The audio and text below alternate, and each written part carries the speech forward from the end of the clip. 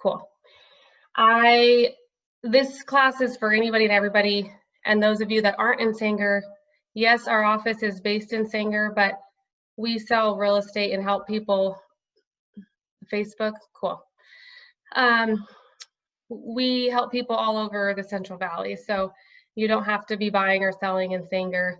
Our office is there, yes, but a lot of our businesses in Fresno, Clovis, Selma, all those surrounding towns. So just keep that in mind. You're not restricted to just Sanger. So, all right, let's get started, and then people can just join in as we move along here. Feel free to message me a question as we go through this. I'm going to go through it fairly quickly. This is not meant for you to memorize all the information. It's just there's going to be parts that are really meaningful to you, and you can pull that out. I'm going to email you a copy of this slideshow. So as long as you put the correct email, you'll get a copy of this when this is all done. And actually, I need to make sure, oh good, it's recording. I made the mistake last time of not recording the class, and then I couldn't email it to people. Okay, let's get started. So our company, My True Realty, so we are on YouTube, Facebook, Instagram, LinkedIn, all the realtors at the company. You can find them pretty easily online as well. I know all of them have Facebook at the very least, so you can always search their name and find them on Facebook. Let's get this minimized. All right. So here we are, our awesome realtors we have at the company. So just some introductions. This is me. I am with you guys on haven't got my hair done in a long time. This is like outgrown down here. So I can't wait till this quarantine's over. That's me. We have Miss Lacey Lawrence, Rebecca Hatfield, Alicia Curtis, Jacob Esonio, and Jessica Anderson. They are all awesome, amazing people. I trust them with everything. So I value each and every single one of them, and they all contribute amazing to the team. And I am a very, very lucky, blessed person to have them by my side through all of this. So this is pretty cool. So here's all of our contact information. If you don't have somebody that you're working with, at the end of all of this, one of us will reach out to you and get connected to you and see if you need any other help or any other questions, okay? All right. We will be giving away Starbucks gift cards. So we'll do a raffle for our guests that are joining us, and we'll mail you a coffee on us. So thanks, that's just a little thank you for joining us. And then again, if you have questions, feel free to send me your questions as we're going through this. Okay, so really quickly, I had this slide on here before the coronavirus, and I think that this is somewhat applicable and it's kind of interesting. The last 5 recessions that we've gone through as a country doesn't necessarily mean home prices are going to drop dramatically. They did in 2008. I think with the coronavirus, from the research that I've done, I believe all the past viruses, Ebola, all the stuff that we've gone through, statistically, the market has recovered and even experienced a little increase within 6 months of this happening. So in a sense, I am strongly urging and rooting on my buyers to buy because it's a good time, interest rates are still competitive, and then with sellers and their concern, does that mean home prices are going to drop? All of this other stuff. I think that this is going to be short-lived. We're almost through it. We'll still have our normal real estate season, which is, you know, we're busy in the summer. Home prices usually peak in July. And then usually people aren't wanting to move or buy during the winter and the holidays and that sort of thing. So there isn't anything statistically crazy that has happened yet, not anything like 2008. So I'm not that concerned.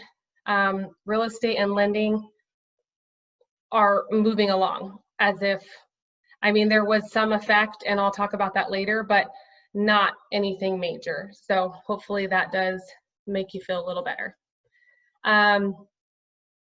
So none of these none of these people predicted the coronavirus, but I had this slide on here previous, and all of these top people are saying that the market's increasing.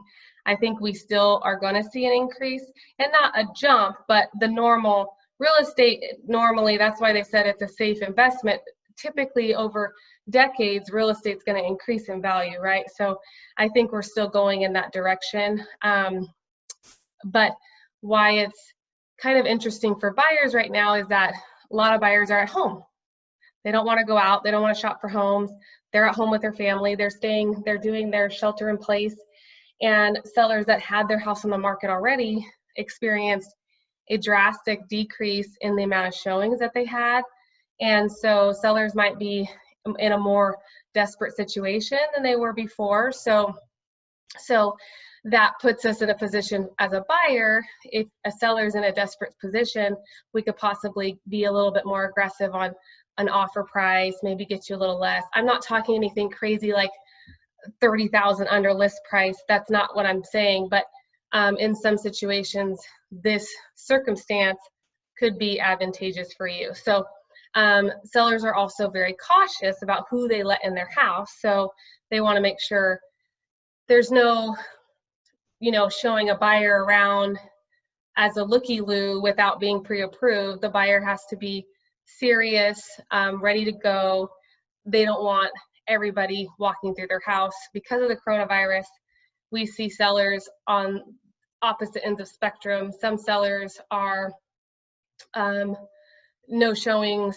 You need to write the offer based on, an online video, and some sellers are just be cautious, wear a mask, wear gloves, that kind of thing. So those are the two that we're seeing. So the other thing, I talked about, so buyers might have more leverage. And again, that's just because there's less buyers. So back when it was a seller's market and sellers were getting way over their list price because it was so competitive and they got multiple offers, on their home, that's not so much going on anymore. So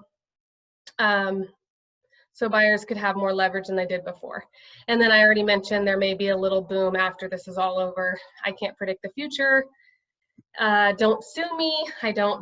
I'm just giving you what I've learned so far. So any questions on the market, where it's headed, how it's being affected by the coronavirus,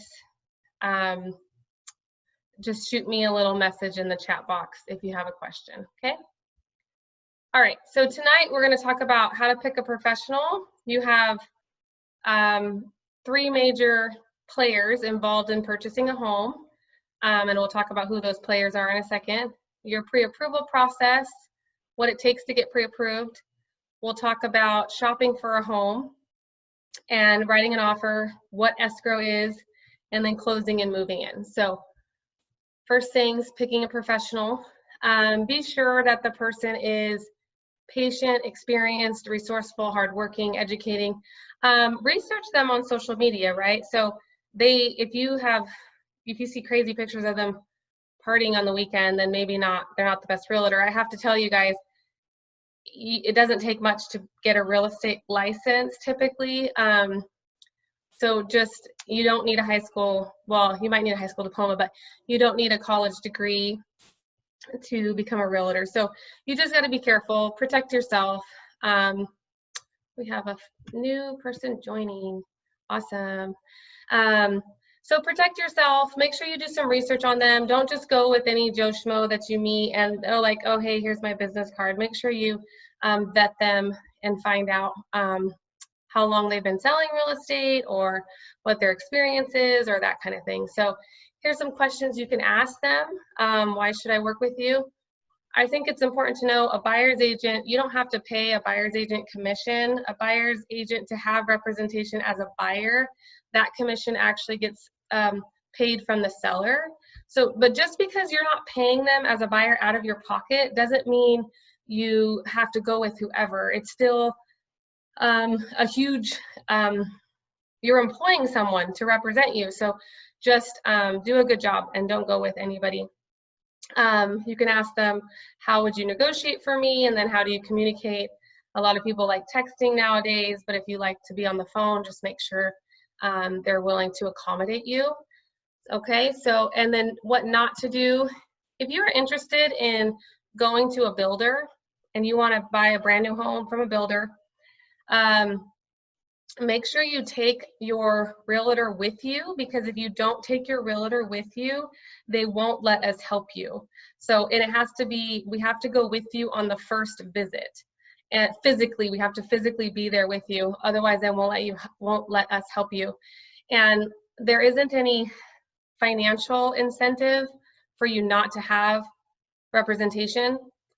Builders offer lender credits, typically builder credits, and you still get those builder and lender credits even if you have your own representation. And I've personally experienced having to go to bat for clients that were going with a builder because the contract in the beginning said they weren't going to charge for laundry plumbing or something, and then later they tried to say, oh, sorry, we forgot, now it's this much. Well, guess what? You can't change a contract after it's fully executed. So there is a lot of value to having your own representation when you're going with the builder. So I still recommend you guys doing that. And then the listing agent. Some people like to just, oh, they see the sign and they call the listing agent. Well, that's not always a good idea depending on who it is. The listing agent's going to end up making double commission, but it's a hard thing to balance your fiduciary responsibilities between the buyer and the seller. It's hard to have both people's best interests at heart.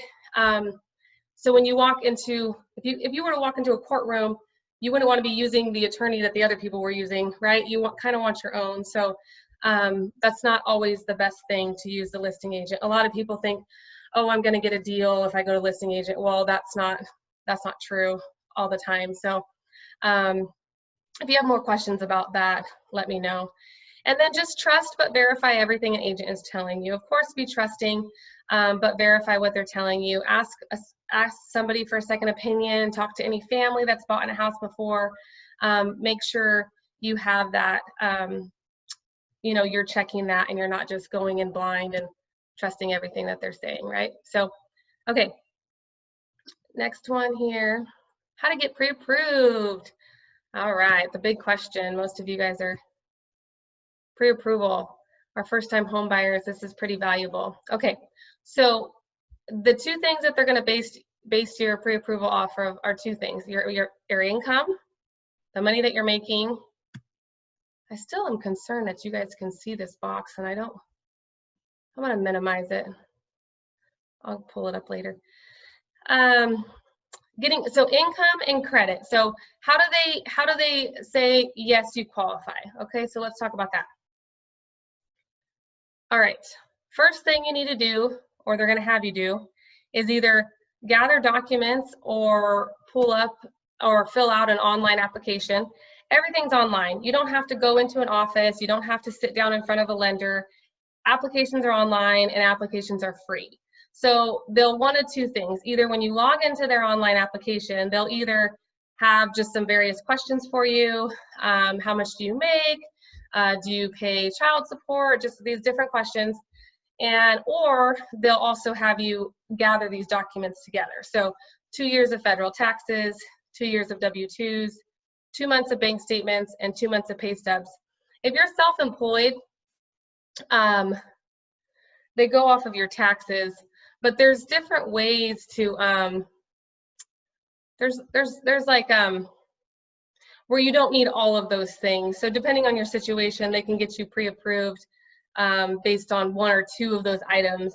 There's types of loans that are just, it's a pure bank statement loan. So they just go off of your bank statements. They don't go off of your taxes or your W-2s. And so those are really specific to each person if you need something like that, but this is a general list of the things that you'll need. So, so let's go through here.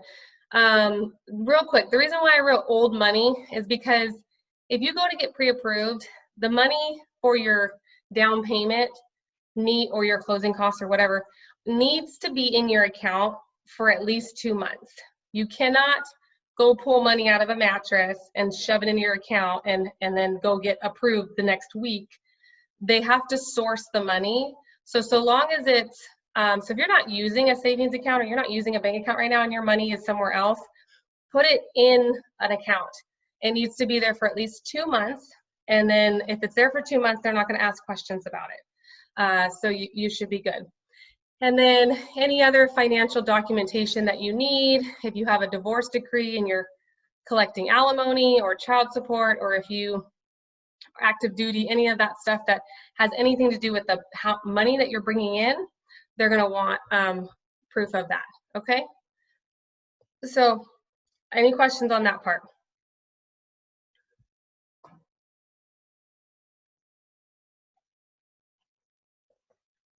Okay.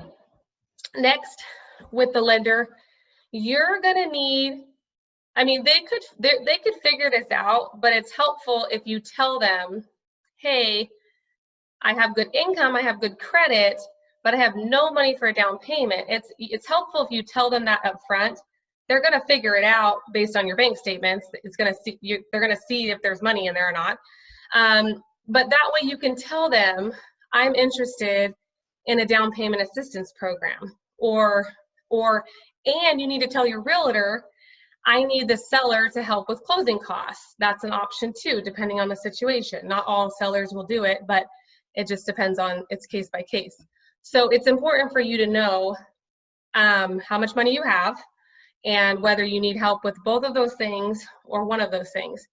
You could potentially get into a house, depending on the price, for less than $2,000 if you're using down payment and we get the seller to help with closing costs. So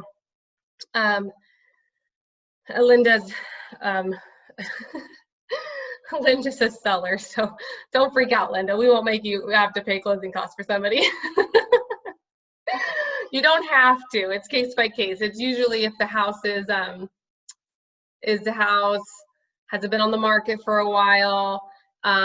Would it appraise higher? If it appraises higher, we can offer a higher amount and get closing costs back that way.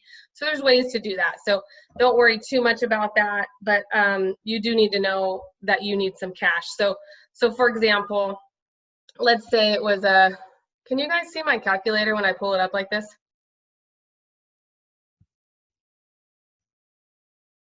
Someone send me a message. Thank you.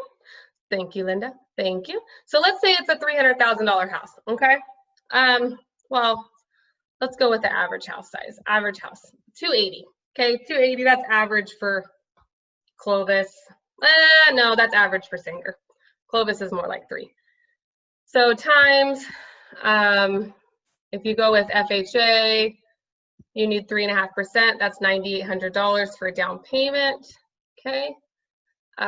Closing costs are roughly, I like to use 2.75. Oh, wow, what did I just do there? 280. Okay, 7,700. So plus, what was the other number? What did I say? 9,800? 17,500. So 17,500. So, and the other good thing about going with an experienced realtor is that some houses, depending on if they're in rural areas or out in the country or whatever, Bank of America has a down payment, and it's a grant program, and you don't have to pay it back. So if the address qualifies and your income qualifies, you could potentially get a grant from Bank of America that never has to be paid back, and they cover up to $17,000 worth of down payment closing costs.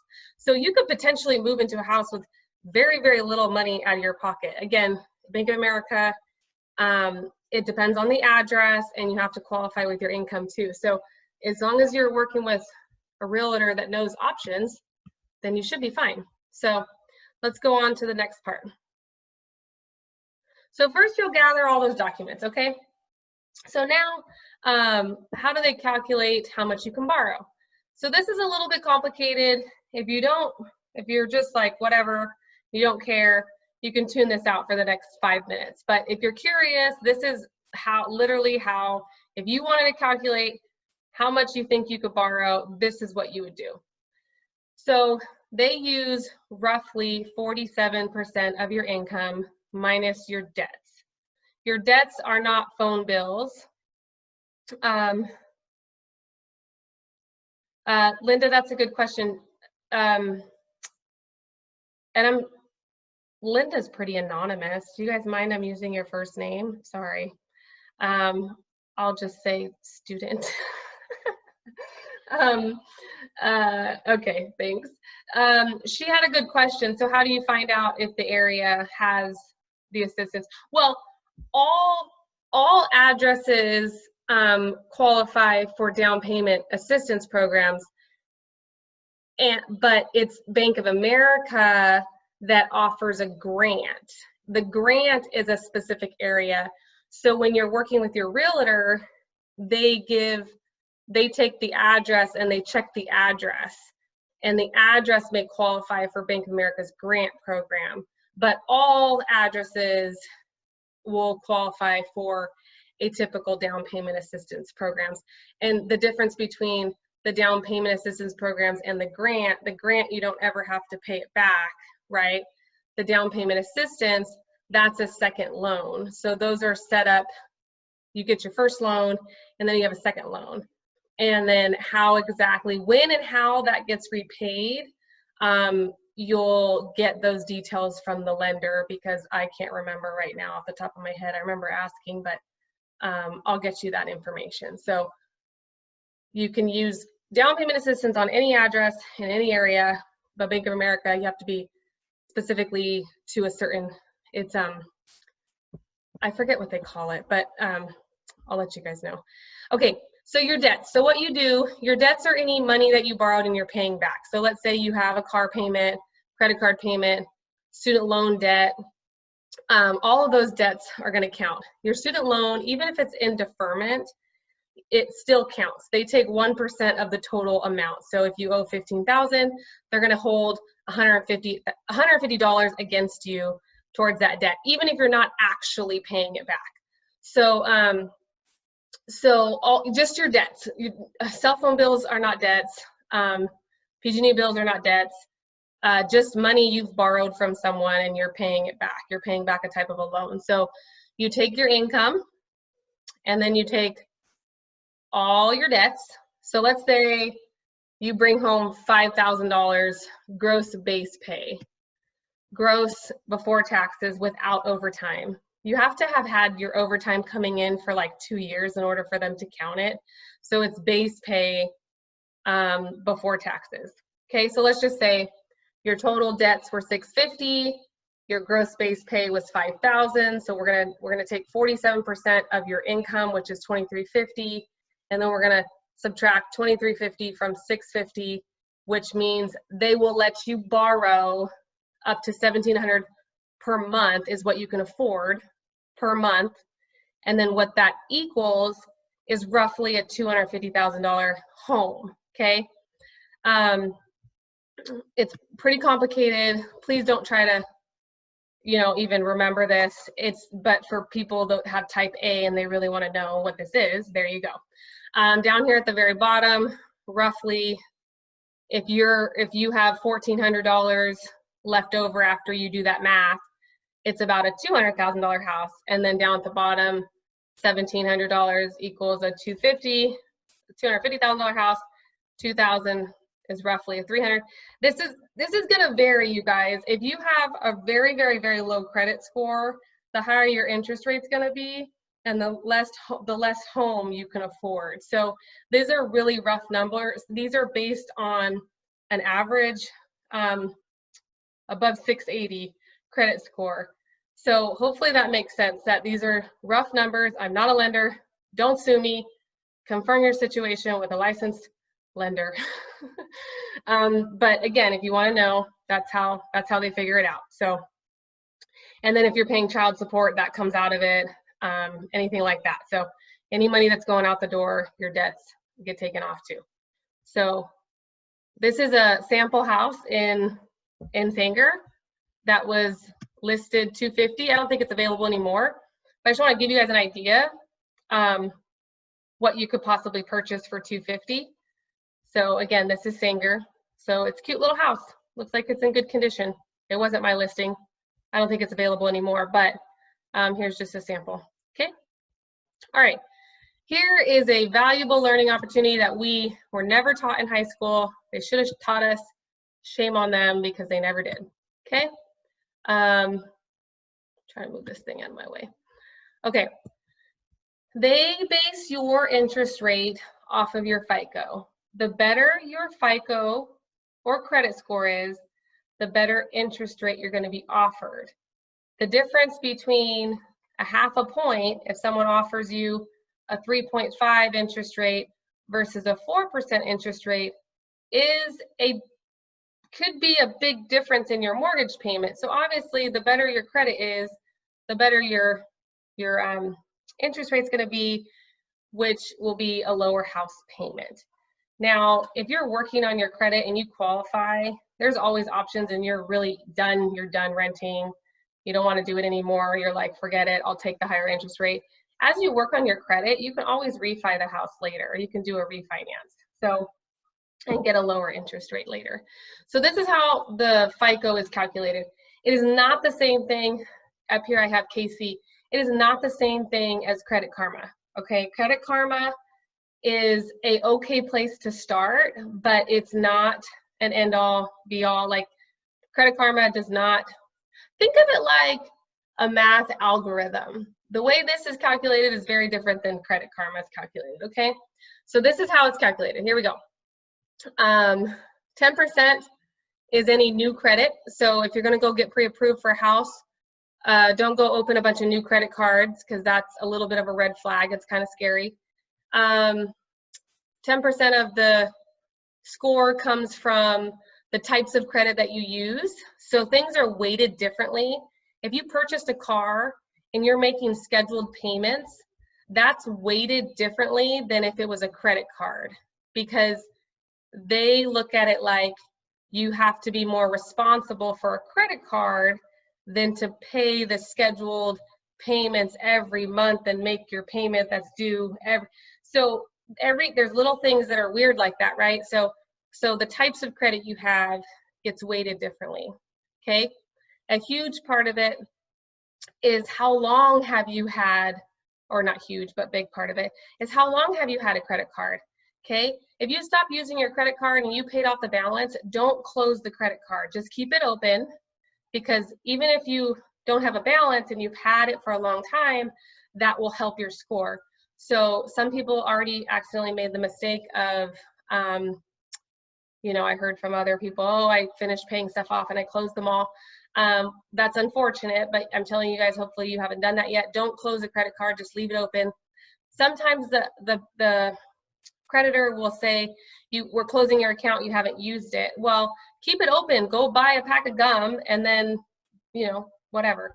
Just keep the card open as long as you can.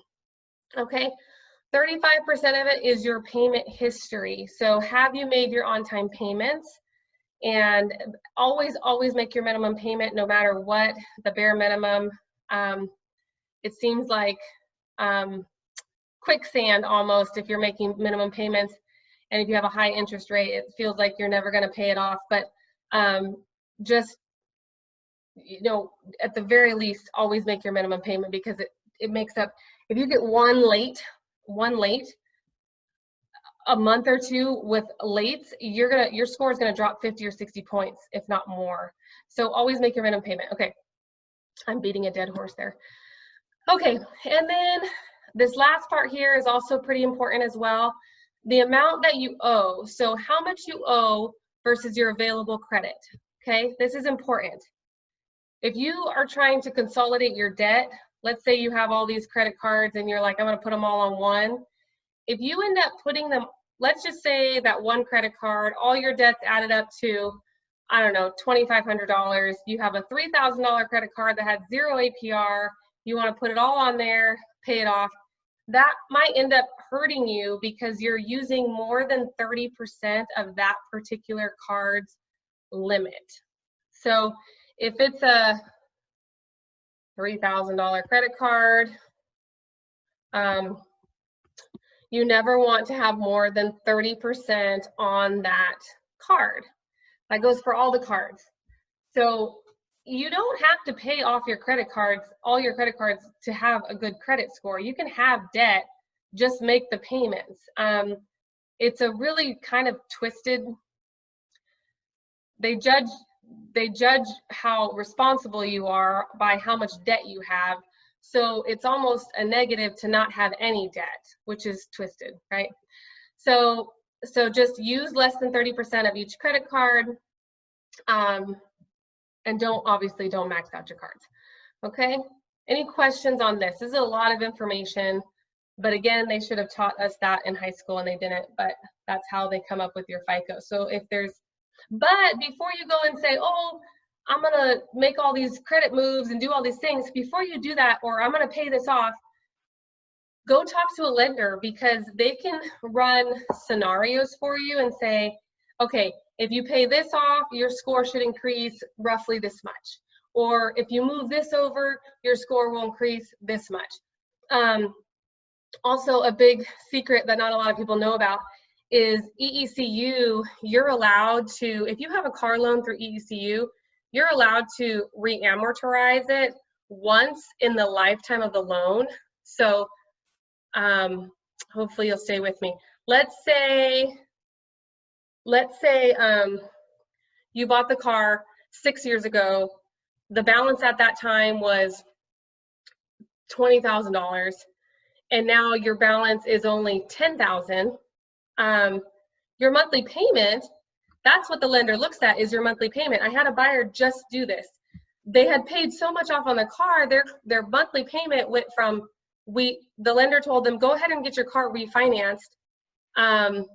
It's not going to cost you anything, especially if you're at a credit union or EECU. They do it for free. They'll re-amortize your payments based on your balance. They might have just ended up going to another bank and getting a lower interest rate. But their monthly payment went from $450 to like $225. So they freed up some money they could use to buy the house, right? So you might want to think about stuff like that. So if you have a high interest rate cards or a car and it's been a long time, you might want to think about refinancing it and freeing up some of your income to go towards a mortgage payment versus the car. So again, I just had a client do that. So any questions on credit?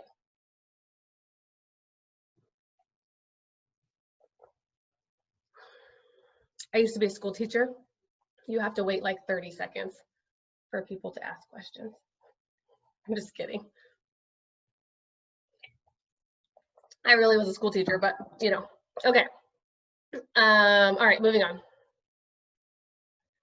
Okay, here's credit repair. So let's say you go talk to a lender and you have a lot of stuff going on in your file, your portfolio, your portfolio, whatever. Let's say you got a lot going on. You have medical stuff, you have lates, credit card lates, you have collections, all this stuff. After the lender looks at you and says, you got a lot going on, this is what we suggest, we may say, hey, go talk to a credit repair person because they can help you get some of that stuff off. There's a lot of fair credit laws and a lot of loopholes and stuff that these people know about that can get stuff off of your file.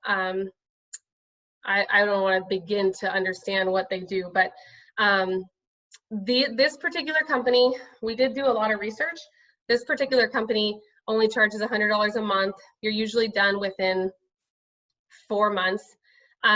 Very nice lady, very ethical. I like her. She's very reasonable in her costs. So if you have a lot going on and the lender's like, hey, you should probably seek some extra assistance or whatever, this is a good option. We've already vetted them for you and you can go ahead and reach out to them if you need to. Here's another tip and trick.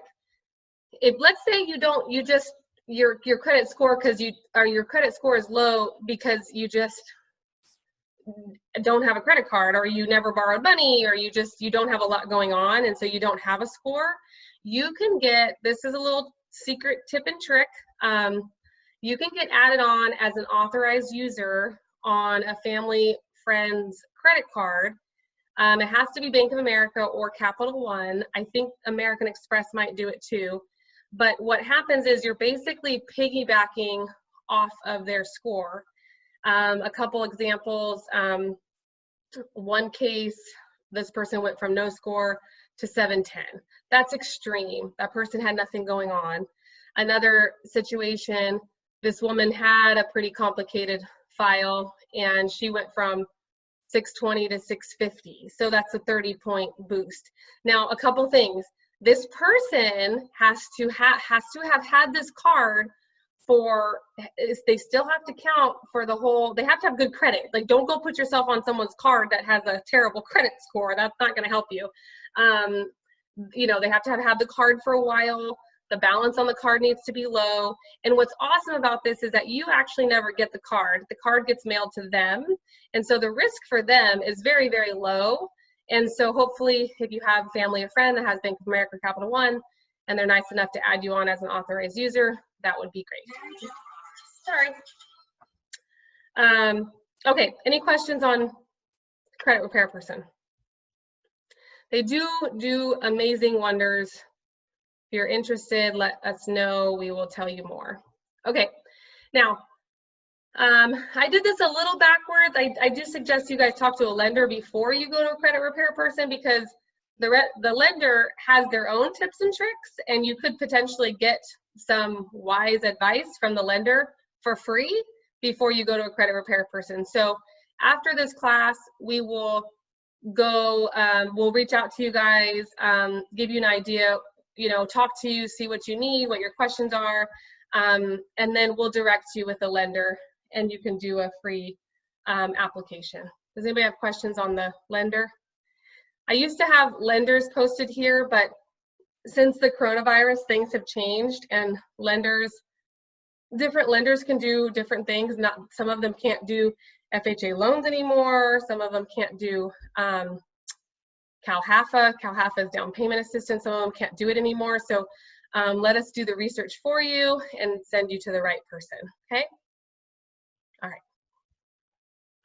Now we go shopping for a house. It is not the same as it was before the coronavirus. Shopping for a house is a little bit different now.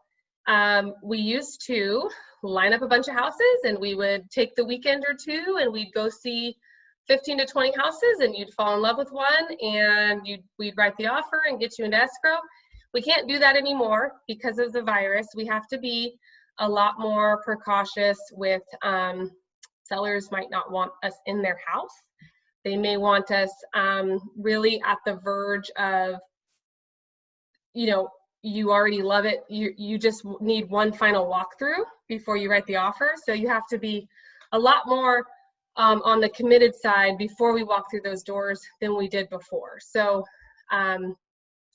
again, like, we can't looky-loo anymore. We have to be pretty serious before we go see a house, because a lot of these sellers don't want people just tromping through their house. And we have to wear, you know, sometimes we need to wear gloves and masks and shoe covers. I think that, again, this is going to be over fairly soon, so we won't have to worry too much about it anymore, but we're still going to want to be cautious. Okay. Okay. Please stop using Zillow. Please, please, please, please, please stop using Zillow. Zillow is not accurate. The home prices are not accurate. The homes for sale are not accurate. It's just, and then you call your realtor and you say, hey, realtor, I found this pre-foreclosure, and then we have to tell you it doesn't mean anything. So it's just a lot of get your hopes up. A lot of dreams have been lost in Zillow. So we have a actual Fresno MLS app. It is the same app that the realtors use. We are legally held to the information that's on this app. So the houses that are active are usually active, meaning they're actually for sale. So a realtor, one of us will reach out to you and give you access to this app, and you can start searching on here versus Zillow. So does anybody have any questions about Zillow? I have a love-hate relationship with Zillow.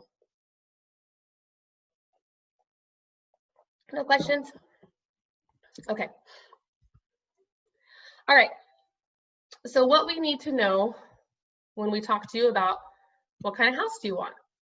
If you don't have any idea, go on Pinterest and start looking. But Pinterest might have some pretty high expectations. So this is the main things that we need. And the main thing for you to know is that your first house is not always Oh yeah, Linda, I'll tell you, I'm not even gonna get on my soapbox right now, but it's bad. I'll tell you more about Zillow later. um, your first house is not your forever house. And so as first-time homebuyers, we sometimes tend to have these illusional expectations. Usually your first house, your budget is not what it's going to be in 5-10 years when your career is established and you're making more money and all this stuff. Like your budget now is going to look very different in 5 to 10 years. And also what you want in a house is going to change. You have any idea. Like you could say, oh, I want this, this, and this, and this, or, and then you might change your mind and, oh, I wanted the master and towards the front of the house. Well, now that I'm living here, I want to be closer to the kids or whatever. Like it's going to change. It's going to evolve. Your first house is not your forever house. It's an investment. So just think of it as an investment to where you are putting your money and you're investing in yourself versus a landlord. And that equity will build and you'll pay your house down. And in 5 or 10 years, you can sell it. And if the market is still, doing its steady thing, you will have made some money and you'll have a down payment on your next house. That's what my husband and I have done for the last, poor guy, I've made him move so many times. We just kept doing that. So we invested in a house. We made a little bit of money off of it. We put it into the next house. We made a little bit more money off of that house. And then finally, we're at our forever house where we were able to put a good chunk of money down on the house. So just keep that in mind. Try to, we want you to be happy. We're not going to, help you buy a dump, but there has to be a little bit of compromise because a lot of times what's common with our first time home buyers is that just the expectation of what they can afford versus what's actually out there, it doesn't line up. So just keep that in mind. So we want to know what area do you want to be in, what school district, how many bedrooms do you need, do you care if there's a pool, do you absolutely not want a pool, how do you feel about a 2-story, what's the price range. We also want to know, are you currently in the middle of a lease? Do you have to wait 4 or 5 months before you can get out of your lease, or have you talked to your landlord and your landlord's okay with you getting out of the lease? Okay. So these are some things that we want to know when we talk to you. How quickly are you wanting to buy? We're not here to bother you or bug you or annoy you or call you too much or text you too much. We just want to be as supportive as you want us to be. So that's what we want to know when we call you. We call you and we say, okay, well, what's your time frame look like? Is it okay? I'll check in with you next month or whatever it is. So we have some people that are like, let's do it. I want to be in a house within the next 2 months. Like, let's hit the road running. What do I got to do? And then we have other people that have different reservations or hesitations, whatever. No, that's the right word. Reservations. That's the right word? Reservations? Like you're hesitant? Or that's when you go to like a diner. You make reservations. Feel free to comment. I'll read it. And then also, have you spoke to a lender? Some people like, oh, I want to use the lender that my aunt recommended. That's great. You can use whatever lender you want. We're just here to protect you, make sure the lender is offering you a good deal and not overcharging you for the loan and that sort of thing. So when we ask like, who's the lender you're using, it's not because we want to be in your business. It's because we know things that you don't know, and there's some lenders out there that charge a lot and some that are very, very reasonable. So we will ask you if you've talked to a lender, and then we'll ask you, who is it? And then we can inform you if we know something one way or another about them. And for the most part, we're going to say, great, I've heard great things. They do a good job. I've worked with them before, whatever. So any questions on shopping for a home?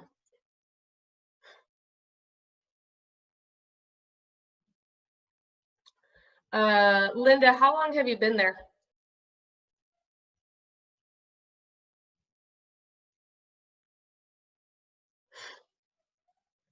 All right.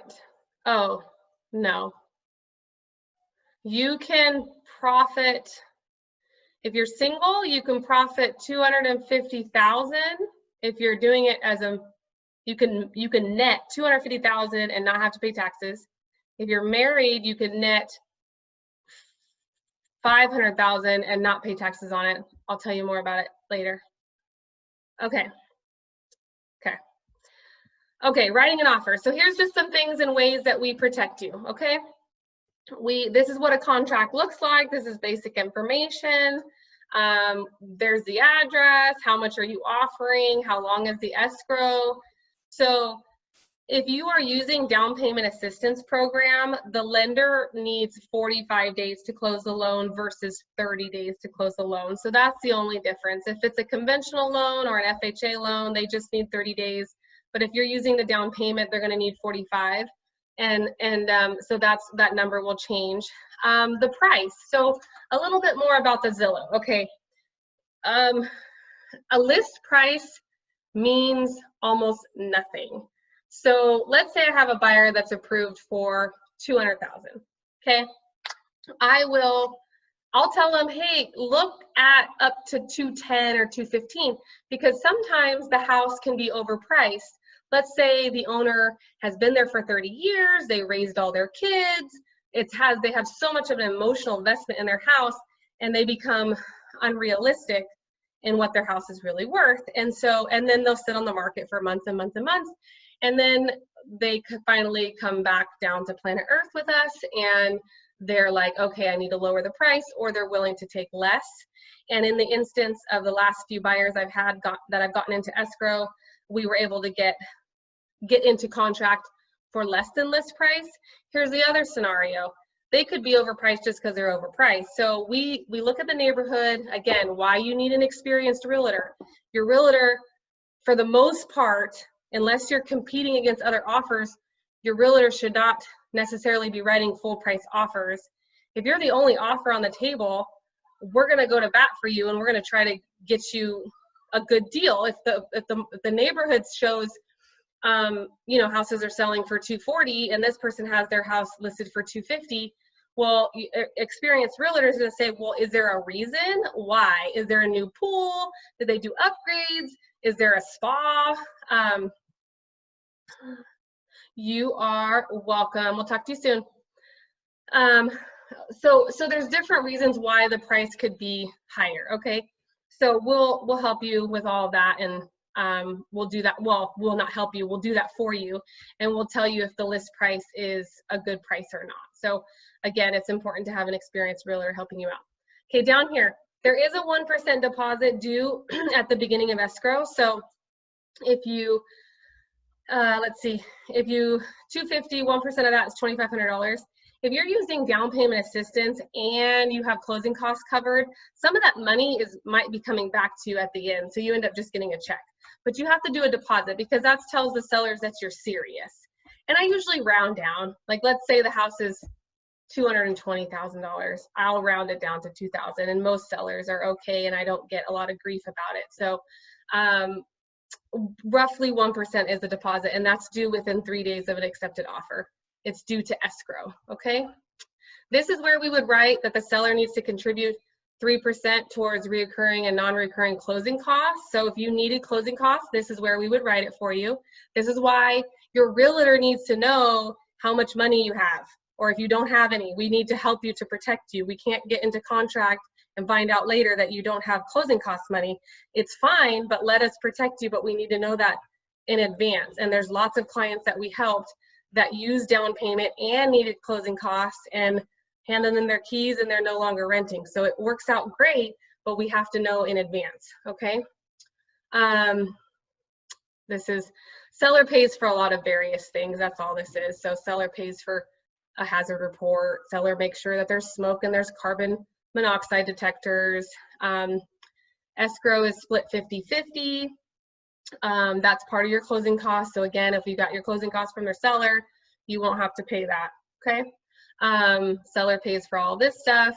Right here, we get you a home warranty. We don't want you having to worry about too much when you first move into that house. So home warranty will cover electrical stuff, appliances usually. So if something breaks, a tech will come out. There is a $75 tech fee, so they do charge you to come out, but then they either replace it or fix it for you. And so a lot of times $75 is nothing.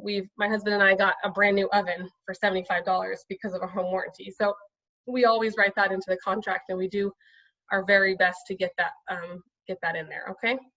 Any questions on this? And I think that was the last. Any questions on the contracts? No? Okay. So the timeline, and I know I'm running out of time. I try to get done by 7, so we're almost done, you guys. So know your timeline. So typically there are 4 upfront costs. One I already mentioned is your deposit. The next one is your home inspection and your pest inspection. A roof inspection is free. The roof companies will inspect the roof for free and give us a report for free. They'll tell us if there's anything wrong. Depending on the size of the home, it can be more than $300. It's a very, very large home. It could be more than that, but it's roughly, I should take this off, honestly. It's not really $250 anymore. It's more like $300. So there's your home, and then your pest is $75. Now your deposit's protected. You'll get your deposit back if you walk away within 17 days. However, your home and your pest inspection, they're out-of-pocket costs. Let's say we discover there's $6,000–7,000 in termite repairs that are needed, and the seller doesn't want to fix it. Let's say you need to walk away from this house because this house ended up being a disaster. If you walk away from this house within 17 days, you get your deposit back. But your home and your pest is out-of-pocket costs. That's gone. You paid for their reports, their vendors, their third-party people. That's what it costs. But I'd rather lose that money than end up with a bad apple house and be out thousands and thousands of dollars. So 2 reports is not worth not doing because you want to save a little bit of money. So, and then the other thing that's upfront cost is going to be your appraisal. That's taken care of through the lender. The lender will have the appraisal company get a hold of you. Usually you pay with a credit card online or something. That's roughly $500 to $600 for the appraisal. The rest of it is all not due until the very, very end, okay? On day 17, we write a request for repairs if it's needed. We do not send a laundry list of cosmetic, nitpicky, tiny little items. We're only requesting repairs for health and safety items or deferred maintenance. For example, let's say an outlet is missing an outlet cover, or just there's lots of other little things that are health and safety or deferred maintenance. So we write that if we need to. No house is perfect. Your home inspection will come back with quite a bit of items. We go through that with you, and together we determine whether you can do it as a homeowner when you move in, whether it's important to you or we should ask for it. We go through that together, okay? Day 21, the lender will issue a conditional approval, basically just saying your loan is good to go. That's when you can kind of start doing a little happy dance. Before that, no dancing, no getting excited. We got a lot of things we got to work through, but conditional approval is a really good point where you can start getting very excited. Day 27, you'll sign your closing disclosure. You'll wire any remaining down payment. If you're doing your down payment yourself, you'll wire it from your bank. We'll do a final walkthrough together. And then on the last day, you'll sign your loan docs. It'll fund, record, you get your keys, and you get to move in. So I make it sound, someone just said, someone told me before, you make it sound so easy. It is easy. If you have a professional that knows what they're doing, it's not hard. I personally think the whole lending part of it is pretty annoying because they ask for all the documentation and the paperwork. But the house part of it, we take care of everything. Like it really is not difficult. If you have income for 2 years, your credit is decent, we can help you get into a house. So hopefully it's not too of an intimidating thing for you, and you can talk to us so we can answer questions for you, okay? All right, now you get to move in, yay! Common mistakes, I pretty much went through all of this during the slideshow. Again, don't look too much at the list price. Don't ask for the moon and the stars in your offer. If it's a $250,000 house, they're not going to take $220,000 and replace the roof and give you closing costs. They're not going to do it. We have to be realistic in what we're asking for. Don't underestimate your expenses. We want you to live comfortably, so you will know what your mortgage payment is before you write the offer. If you don't know what it is, make sure you ask your lender. Don't feel rushed or don't drag your feet either. Again, we want to be here to support you as much as you want. We don't want to annoy you. We want to be supportive, and we want you to know that we're available for you, okay? Don't fall in love with the home. No emotional investment. If you fall in love with the home, it makes it really difficult for us to get you a good deal, because you're willing to pay whatever now. It's too late. You already imagined raising your kids there and having Thanksgiving turkey there. So just, it's an investment. Try to stay as neutral as possible. It's very difficult to do that. I can't do it. I've never been able to do it on any of the houses I bought. That's actually not true. That's actually not true. It's more my husband actually who falls in love with houses. But just keep it until that 21 day, then you can get excited, okay? And then don't buy for the wrong reason. Don't be influenced not to buy. Don't be influenced to buy. Make sure it's what you want, not your family or anybody, you know, pressuring you or anything like that. We're here to support you, and we don't care if you're going to buy next month or you're going to buy a year from now. We're here for you. We want to support you. So please don't feel like, just be open with us, and we'll support you however you prefer. Okay. I'm more of a hands-off type of person. I'm not going to bug you, but I'm here for you, and I will answer my phone 99% of the time, or text message. Okay. All right, that's it. Woo! Talking is exhausting. Okay, that's it. Thank you so much for joining us. I really hope that you learned something. If you did, would you please leave us a review for other people? It helps people to actually join the class if they go search us on Google, or they search us on Facebook, and they see that someone else has commented on this class and they've seen that it's actually helpful and informative. Usually they're more likely to do it. So help somebody by helping us help them. Thank you, Cindy. So please go either Google us or Facebook us, either one, and just put a quick little, you know, Zoom class was awesome, whatever, blah, blah. If you're angry at me and you want to sue me, please call me. I'd love to figure it out. And also we'll be sending some Starbucks gift cards for you guys. So someone will reach out to you soon. They'll call and they'll text, because everybody texts nowadays, right? All right, thank you guys. I'm gonna end the meeting here. I'm going to make sure this is recorded, and I will email you a slide of this as well. So if you have questions, you can stay logged on. If not, you are very welcome, Miss Nikki. I'll talk to you soon, my dear. All right, I'm going to end this meeting. Have a good night, you guys. Stay safe. Let us know if you need anything.